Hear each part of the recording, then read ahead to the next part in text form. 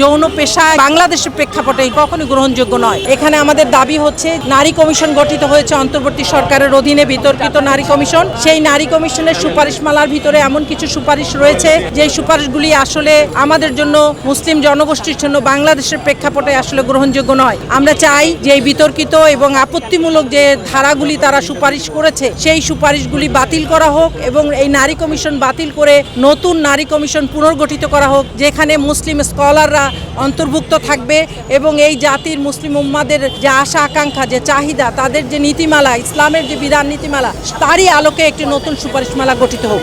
তারই দাবিতে আজকে আমাদের এই মানববন্ধন। যৌন পেশা ইসলামে এবং বাংলাদেশের প্রেক্ষাপটে যে সংখ্যাগরিষ্ঠ মুসলিমের দেশে এটি কখনোই গ্রহণযোগ্য নয়। যদি কোনো জাতি শ্রমিক হিসাবে তাকে নিয়োগ দেয় তাহলে অবশ্যই তার একজন নিয়োগকর্তা থাকবে, তিনি শ্রমিক হবেন, তার মজুরি ঘন্টা নির্ধারিত হবে, কর্মঘণ্টা নির্ধারিত হবে। সেখানে কেউ টাকা পয়সা লগ্নি করবে, ব্যাংক লোন দিবে, তাহলে এটা কি একটা ব্যবসা প্রতিষ্ঠানে পরিণত হবে? এটি আমরা তীব্র প্রতিবাদ করছি। বরং আমরা মনে করি যে সমস্ত পতিতারা ইচ্ছায় বা অনিচ্ছায় এই সমস্ত কাজের সাথে জড়িত হয়েছে তাদেরকে তাদের যোগ্যতা দক্ষতা অনুযায়ী ট্রেনিং দিয়ে তাদেরকে পুনর্বাসনের ব্যবস্থা করা হোক, সম্মানের সাথে তাদেরকে পুনর্বাসিত করা হোক সমাজে।